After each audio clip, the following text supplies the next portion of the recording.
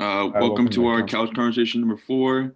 Um, this is our first one doing it together as a final group, and we're gonna go around and introduce everybody. I'm Bryant. I'm Kiev. I'm Maggie. I'm Patton. And I'm Will. So, guys, with this topic of communication, was there any article that really found your interest? So for me, the one that really found my interest was Arthur's article titled "Effective Communication is Something You Learn, Not Something You're Born With." And I just found that neat because kind of personally, when I always looked at it and saw like really good speakers, I always thought like they were kind of just naturally talented and didn't really have to work on it. But after going through the article, he listed like skills that you need to cultivate to become a better speaker, such as original thought, impactful delivery, and also active listening. And I thought that was neat because, of course, communication is like kind of the only viable way of understanding and spreading ideas between humans. So it's cool that you can cultivate that skill and become better at it because that'll bring you a lot of success in life. Yeah, it's not necessarily something you think about as being a skill, you just think communication is how you interact with people, but there are definitely a lot of ways that you can improve how you communicate with others, and I thought that was pretty interesting. Yeah, I liked it too because, like you, Kiev, I kind of like thought like, oh, like people are kind of just like natural at it, but like I think they talked about in the article that it was more like their attributes and like characteristics that like um magnify like and make it easier for them to do it, but I don't think they're like naturally born with it. It's like something they also have to practice. So I thought that was kind of like cool to learn because I didn't know that before. I just thought, oh, they're really good at it and it comes natural, but no, that's not the case. Yeah, I took a speech class in high school. And it was I went to a small high school, like 50 kids in my graduating class. So just like knowing everybody was, you could tell like the confidence level definitely like matters in how you speak, but the speech class itself like helps writing speeches and like communication in front of people, which is it's pretty interesting. Yeah, you definitely have to like learn it. Right, but no, actually that hits on a good point that when you have confidence in yourself when you're speaking, it'll of course make it easier because you'll be sure of yourself, right? And that kind of surety rubs off on the audience. Oh, exactly. That kind of pulls into what Professor Mancini stated I think the first Jams lecture that nonverbal communication like takes up quite the majority of communication, right? So like body language and tone of voice. So like Oh, when you're definitely. speaking and you're confident, of course your body language and your tone of voice, you know, the audience will be able to see that you're confident in yourself, you're sure of what you're speaking about, and they'll be more apt to take in what you're saying. Yeah. Yeah, and also like it'll make your conversation with someone go smoother if you show that you're confident. The other person will be able to mirror it if they start to feel comfortable because you are comfortable with yourself speaking with them. Yeah, I was about to say, like, the nonverbal communication can go both ways too, on like when you're listening to one person, like when they're talking, showing that you're interested in what they're saying and like actually taking what they're saying to heart, just by kind of your actions. Exactly. And even like just like a slight like touch on the shoulder, like Mr. Mancini was talking about his like Netflix show about doctors, and he was just noticing like their nonverbal communication to like their patients, like just like a simple hand on the shoulder is a comfort to the patients, and other things like that, like the body movement and simple like nod of the head or facial expressions are can really make a difference in what you're trying to say to another person. I mean, continuing off doctors, when Professor Wilson brought up in James Part 1 that she consulted with a medical office and how I mean, everyone expects doctors to be extremely good at communicating because that's what they do the majority of the time with their job. But in that office, they were having really high job turnover rate because there was really low morale. And even though it's all adults in the office, you'd expect them all to be able to communicate with each other since they're like a main part of their job is communicating with patients. But like they had like a wall of shame, which none of us would think is a good idea, but they had it, and then they were having issues within the workplace.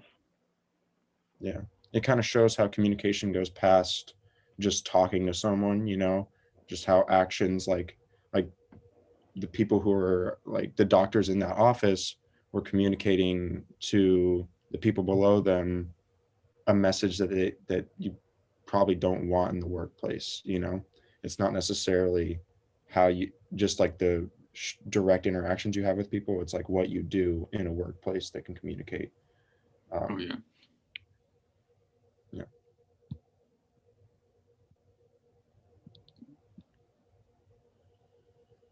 All right, I'm gonna go moving on to the next jam session. I talked about a little bit about how companies have been, in the past, say like 10 years ago, they wouldn't really like pick sides on a topic. They would just try to stay in the middle and not get in the way, just kind of keep middle ground between two people, two sides. So, but in more recent years, they've been picking sides to social issues and making decisions for themselves because of social media and that they're on there. Like for instance, the Nike situation with Colin Kaepernick, they chose to have him as a sponsor, like a spokesperson, and that like definitely made some older audiences or more older customers leave, but definitely they gained a younger generation, and that'll keep coming for more. So I don't know if anybody else has anything to talk about that, but I thought that was interesting. No, yeah, that I found that interesting too, because that kind of opens up into the topic of PR, right? Yeah. And a good look into that I thought was the Jan's interview with Mike, when he because he's been around, he said, for like 4 decades in the PR world, so he kind of saw the evolution of how technology changed communication and PR.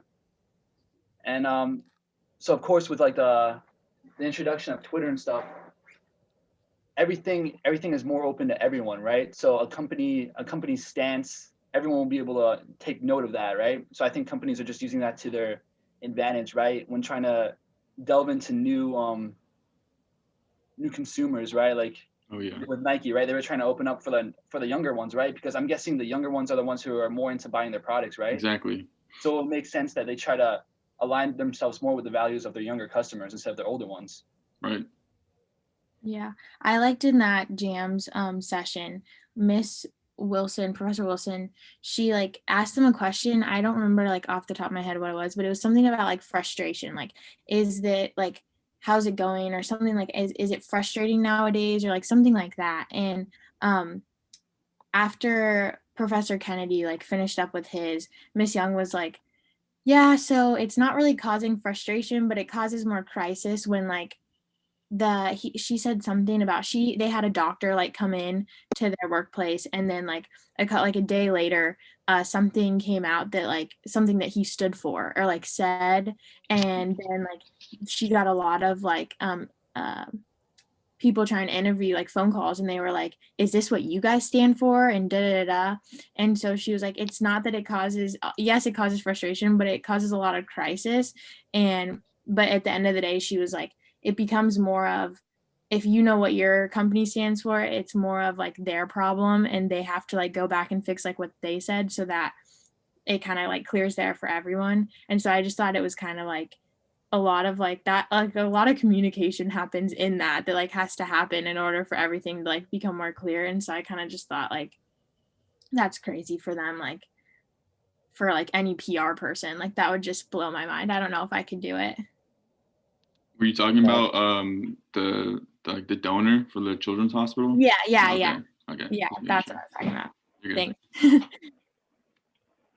I also feel like that connects pretty well to the TED talk that John Ronson gave, because with technology, like if one company says something and it's not worded correctly, I mean, there's gonna be a lot of customer backlash, especially because Twitter's been used as that space now where it's turning into a cancel culture where anything that you say can be held against you, even if you send it to only 10 people and one person sends it out. Because like with Justine Sacco, she tweeted one thing which she didn't even mean it in the way that how people intended that she made it. And then by the time she had landed at the end of her flight, she had been completely canceled. Her job had fired her because of an insensitive comment that she wasn't able to explain. No, yeah, especially with like the introduction of social media. Now, like if you make a statement, it's out there. It's like once you press send, it's over. Like that's it. You can't take it back. No takebacks. Yeah.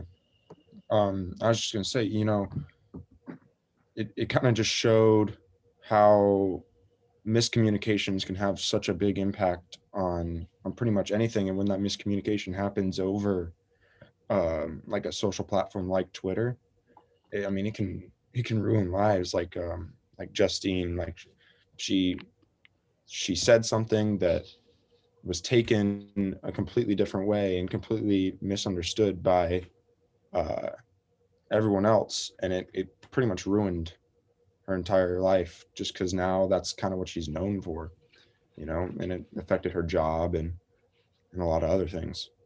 Right.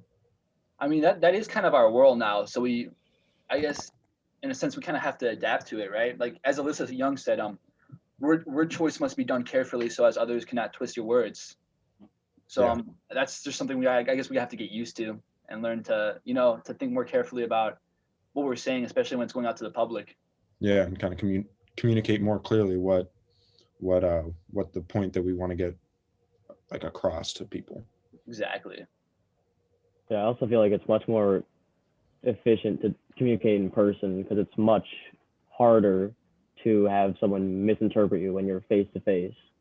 Yeah. But Yeah. like with technology, if you're just texting someone, you don't always know like what their emotions are behind it or what the preface of it was. So like when Alyssa was talking about how she uses technology in the interview, she talked about how she'll communicate with people to like set up meetings to interview them, but she'll never interview them over the phone because she wants to be there in person to hear it and to fully understand what the story is instead of just getting a phone call or an email. Yeah, that kind of goes back to like the nonverbal communication, because I think like Professor Mancini said, it was like 60 to 95. however, yeah, 60 95% of our communication is nonverbal, but over the internet and over like Twitter and Instagram, it pretty much takes out that entire part of communication. Right. I mean, I think we can all like attest to like, you're texting someone and you can't really get like the full idea behind the text, right? You can like maybe like it's hard like seeing exactly what they mean when you're not in person with them and see their body, like their body language or their tone. Like if someone's being sarcastic, you can't like really, it's kind of hard to tell that over like the phone, right? Over text. Exactly. So it takes out a part of that, right? Like the nonverbal communication, which is such a big part of communication for humans, is just taken out over social media.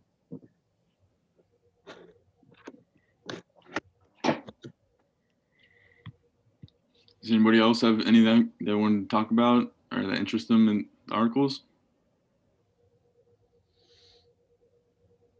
I think. Yeah, no, I don't think so. I'm all good. Yeah. Yeah.